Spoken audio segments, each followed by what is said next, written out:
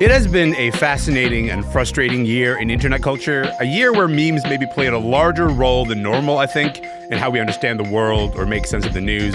Today, the group chat is here, and you'll hear the big ways that internet culture shaped us in 2024, for better and for worse.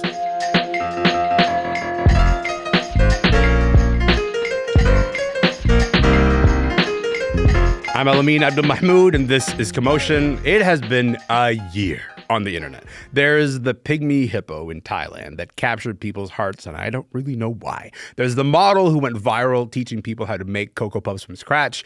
You might have seen the woman who turned a random word on the street interview about sex into a media empire. Speaking of which, by the way, if you have kids in the car, that's a thing to manage. You might want to, I don't know, turn down the radio or bring out the big earmuffs. I don't know how we're going to manage this, but we're going to figure it out together. Today on Commotion, I'm joined by three culture critics who will make sense of everything that went down online because that is what they do for a living. Sam Cole is here, C.T. Jones is here, Jackson Weaver is here. Hello to all of you and welcome to the show, everybody. Hello. Thanks for having us. That's a big order. Yeah, everything on the internet. We're going to explain it all. Yeah, We're going to fix it. I don't know if you guys are up for this or not, but I believe that you can, in fact, resolve the entirety of the internet in about 25 minutes. It's going to be great. We're going to do it. Actually, you know what? Why don't we start here? Why don't we start at a place where we'll do one word and then we'll dig deeper into those words later. If you think about the internet in 2024 and our experience of being on the internet in 2024, try to capture it in one word. What would that word be? Jackson, why don't you go first? Decay. Decay. That's going to be, I'm great. Sorry. It's going to be the tenor of this talk today, but it's not great. Great. Writing this down. Decay. CT, what about you? I would say probably lucrative.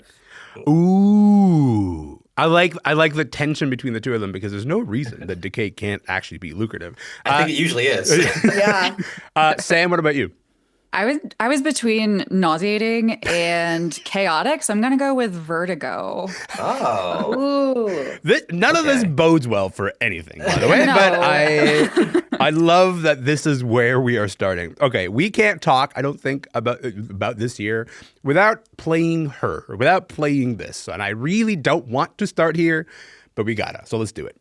What's one move in bed that makes a man go crazy every time? Oh, you gotta give him that Hawk Tuah and spit on that thing. You get me? Hey, look, I just want to start by saying if you don't know who that is, if that's your first time hearing that voice or that clip, I envy you. And I'm just so jealous of the life that you live. But Jackson, would you care to explain what we just heard? I mean, it's all Sure. there. And I'm glad that you told the parents to turn the radio down because, like, the description is that's Haley Welsh. She was kind of a man on the street interview for this social media team. And they asked her, like, what makes a guy go wild? And she mimed something that to do with oral sex. And it's like a 2005 era meme where for some reason that has catapulted her into insane levels of fame. This huge podcast, like millions of followers. She's apparently made millions of dollars. And like when I first heard about it, I'm like, there has to be more. There has to be some meta irony level to the joke. But no, I'm done. Brief. That's it. That's everything. That's the entirety of the thing. But I mean, she becomes an overnight sensation in Yes. ways that like I don't think you see very often even anymore. CT, like, have we ever seen an overnight social media sensation build an empire like this one? Because she went from hats to podcast to a meme coin very quickly. Like it all she's kind of burned through all the cycles of celebrity in like about 5 minutes. Yeah, I think the speed is insane. And I have to give props to Hawk Tuah's, or actually more specifically the PR people who managed to find her.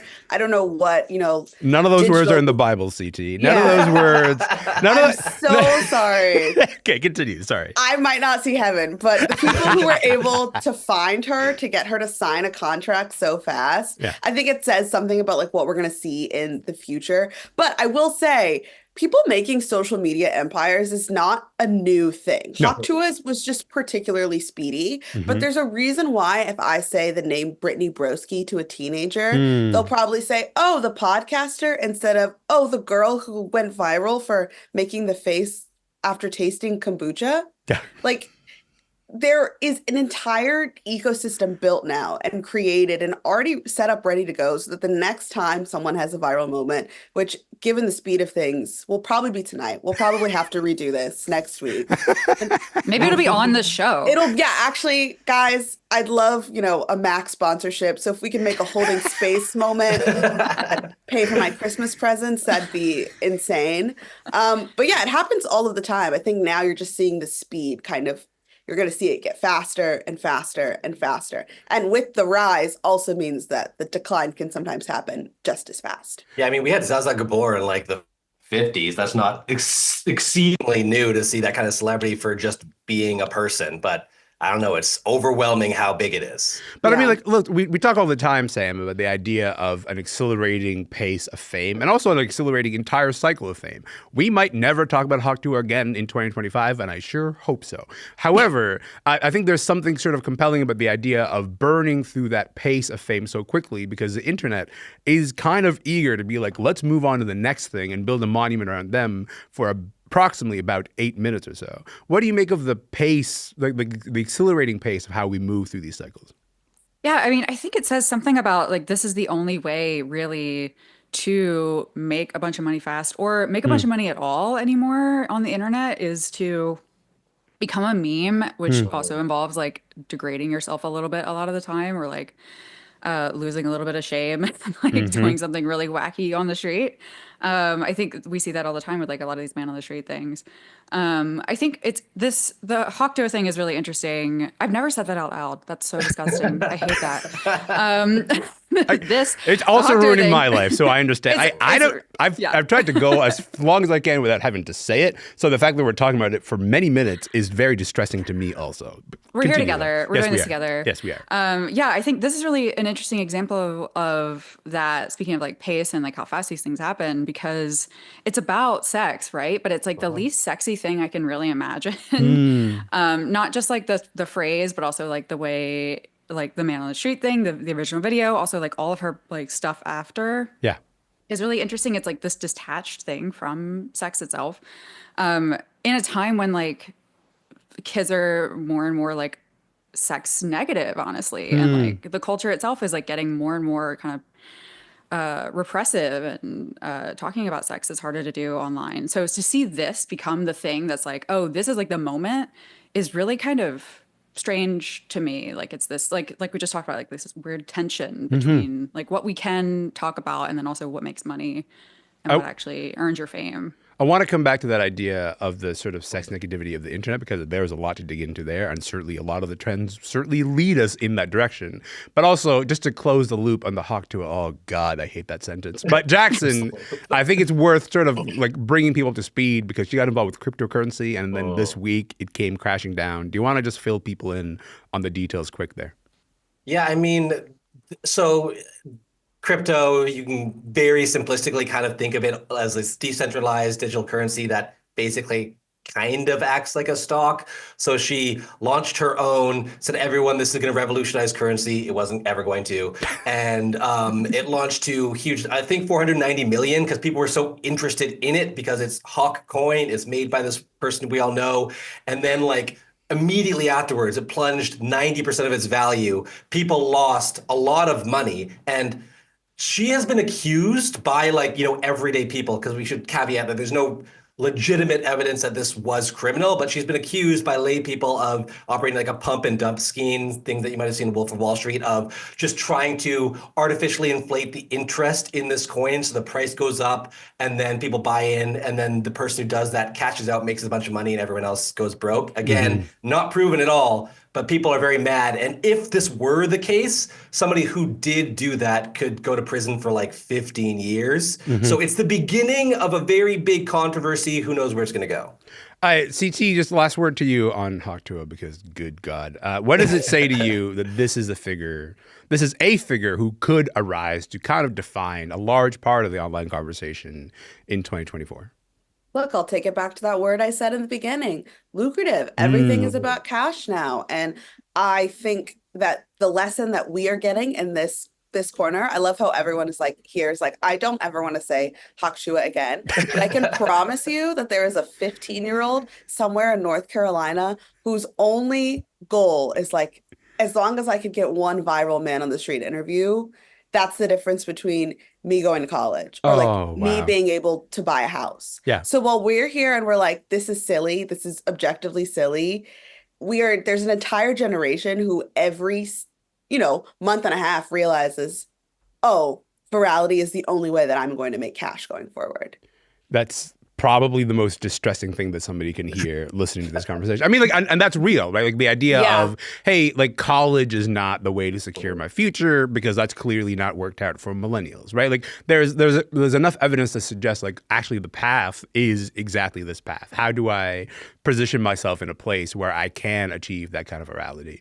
Sam, I want to go back to the thing you were talking about earlier because Hawk Tuah's story does offer this interesting counterpoint to this massive other trend that we saw online this year, which is the trend of talking about the tradwife. There's like you sort of see like the videos of women who sort of glamorizing what it's like to be a stay-at-home wife. They're baking from scratch. They're pushing family values. They're dressing modestly. But then the thing that you just recently reported is that that Pornhub saw a massive surge in people searching for tradwife content on Pornhub, which might break some people's brains. So could you just tell me a little bit about the tradwife trend and how that's played out online, and maybe what this idea of it playing out on Pornhub also suggests to us about what we're trying to wrestle with online? Yeah, for sure. Yeah, so just to give you a little bit of like background, Pornhub does these year in review reports every year. Yeah. So usually they're like the usual stuff, like the usual kinks that you would expect. I'm not going to list them because public radio, but appreciate it. Yeah, you were like, it's like, don't do it, Sam. Yeah. Don't do it. It's always a risk. But yeah, so this year, the top 2 trending things, which means like the things that saw the most increasing growth, not necessarily the most popular, but like things that really popped, like really jumped, were around like mindfulness. Demure was like a big search term that rose like 133% on Pornhub. There was respectful showed up, modesty showed up, and that like the tradwife stuff, like traditional values wife, which like wife stuff has always been a kink.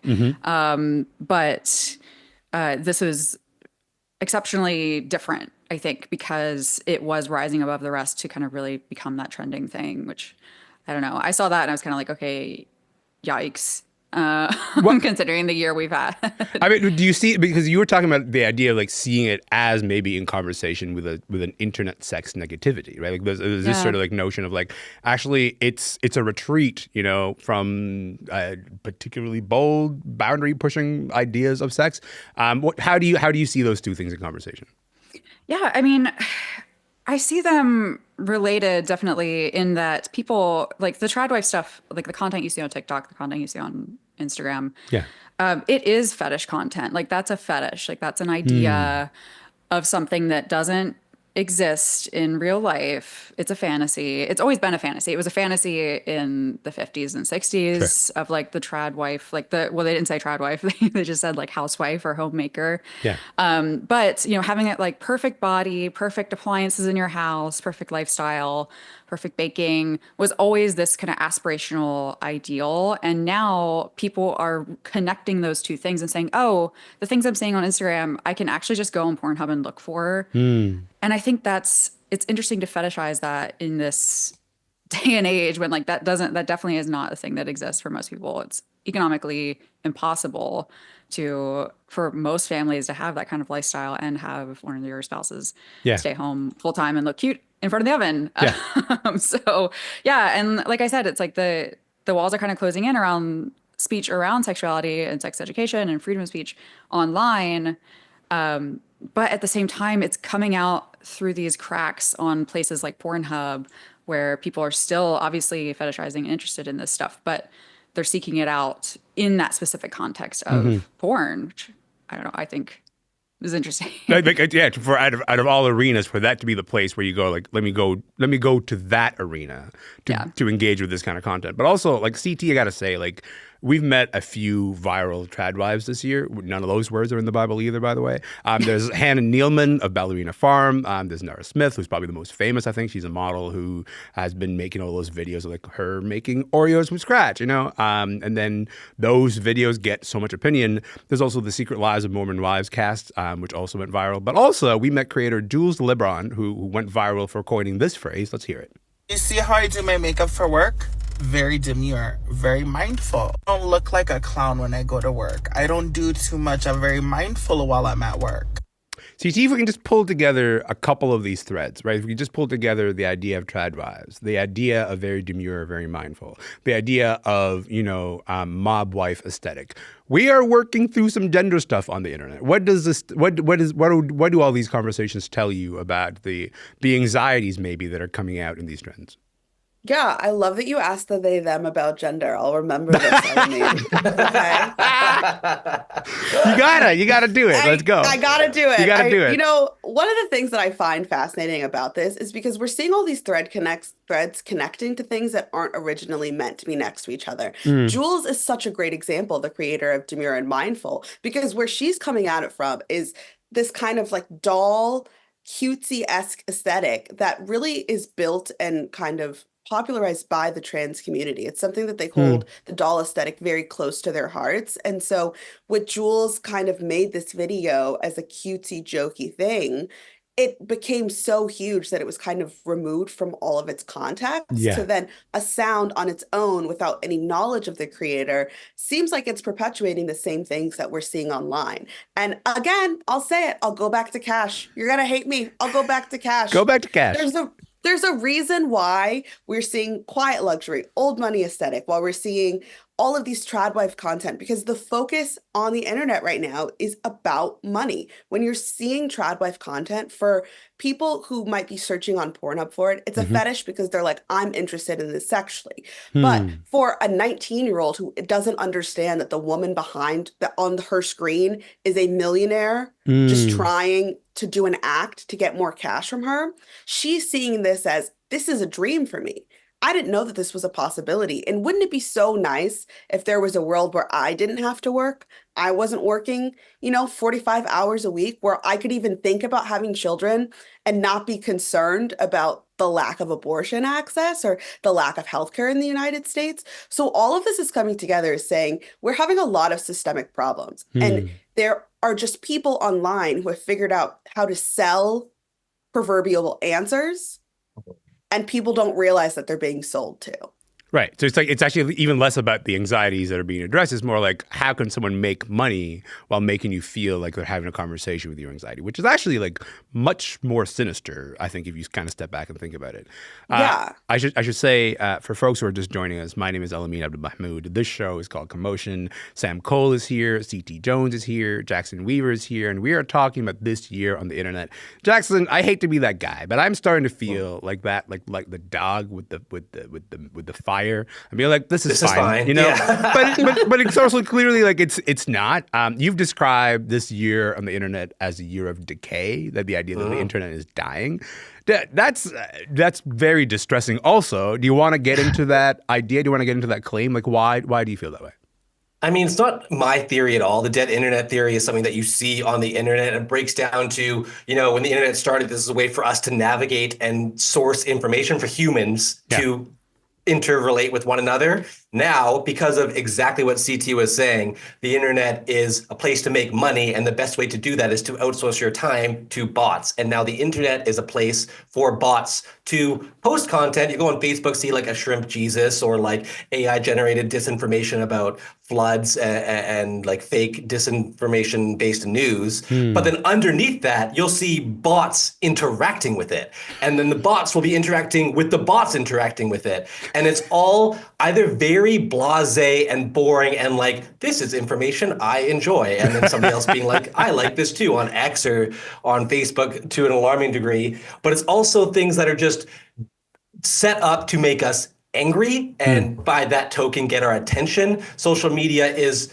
designed, I think we all know this, to get us to spend as much time on those pages as possible. And the best way to do that is to make people angry or scared, which is not necessarily new for media, but it's so effective in these cloistered spaces. And the one thing that I believe that goes beyond just the basic dead internet theory of this space being just for bots is that there's this creeping disinterest in truth among a lot of people where if you saw disinformation or misinformation in the past and you realized it was fake, you just had this implicit reaction of negativity, like, oh, this is fake and that's wrong just implicitly. Someone should do something about this. It's wrong, and that's bad because it's wrong. Yeah. But there's more so news that gets shared. Somebody says like, "Oh wow, like this movie made $1 billion or whatever. Wicked made $1 billion." Some people are like, "Actually, no, it made like 800,000." They're like, "Why do you care? Why are you fact checking me?" This like implicit removal of just the principle of wrongness or rightness being good or bad things has disappeared, and the internet for that reason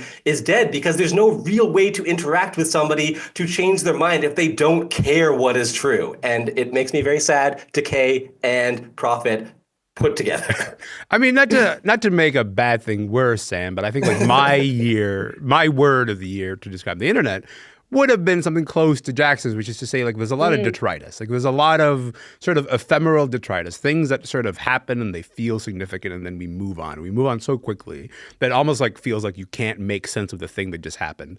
All these fleeting moments that command so much space, but it's so ephemeral, and then it just kind of goes away. Like, what do you think that suggests about like the health of our online culture right now? The idea that so much of what we're taking on is this kind of like detritus. It doesn't mean anything. It's not going to stick around for very long, and we're not even trying to use it to like learn how to move in the world, if that makes any sense. Yeah. I mean, I think a lot of people say the internet is forever. Like that's a phrase that like people use, but it's really not at all anymore. The old internet has crumbled, and what little of it was being archived is under threat. And links die, link rot is a thing. Yeah. Archives of journalists' articles about truth are being deleted because corporations shut them down and lay them off. So yeah, it's definitely, that's a very scary thing, because even though things are moving so fast and the history of the internet is relatively short, it's like 30 to 35 years, we still need that kind of like institutional knowledge almost of like, oh, this is not new. This is something that we've dealt with before, whether it's like moderation or community spaces or whatever it is. It's like, we need to be able to say, oh, this is what worked, this is what didn't, and how to move forward from there. And we really can't do that anymore without— If you don't have your history, right? If you don't have your history, we need that. And we need people to like remember how it was, or like be able to say, oh, this is not how it has always been. It's not always been the case that like, Meta is so strict about sex stuff. It's like, it's not always been the case that Twitter was like full of neo-Nazis. So yeah, I mean, it's like we're losing a lot of that, and like that's on purpose, because like Jackson said, it's always like we're always moving, we're always it's built to keep your attention, and to keep your attention, you have to constantly be refreshing and changing. So that combination is a little bit scary to me. It's a bit toxic, yeah. CT, with like the maybe like minute and a half we have left here, I gotta also note that like memes in meanwhile have sort of played a bigger and bigger role in the way that we sort of process and receive like really big news events. Not just talking about like the Kamala memes, but also like of course, the United Healthcare CEO shooting, which we talked about, how people were processing that through memes earlier this week. But even like the idea of like this viral moment around like whether you want to be in the woods with a man or a bear, like that is also a meme that sort of comes, it tells us something about ourselves, and it goes away. What do you think we get out of processing the world like this? What do you think that gives us?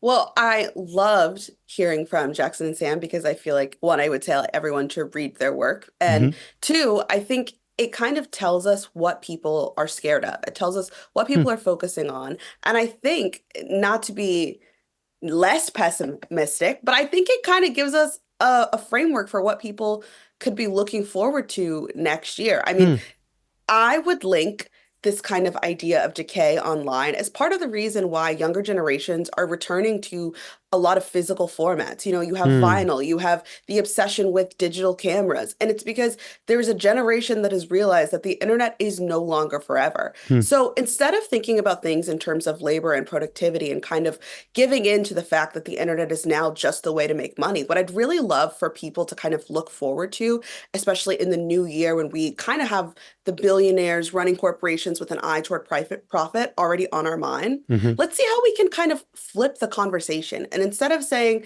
this is how the internet is, we have to give in, or worse, I'm just going to make as much money as I can and get out. But how can we use the internet that we have today to actually change our physical world for the better? Oh, what an optimistic place to leave. I didn't think we were going to land in an optimistic place given decay, unlucrative, and vertigo at the start of this. But I appreciate you guys being here. We did it. We fixed the whole thing. We did it. Thank you guys for your time. This has been tremendous. I really appreciate it. Thanks again. Thanks for having us. Of course. Sam Cole, C.T. Jones, Jackson Weaver. Thank you so much for your time. My name is Elamin Abdul Mahmoud. This show is called Commotion. Hey, we'll be back next week. See you then.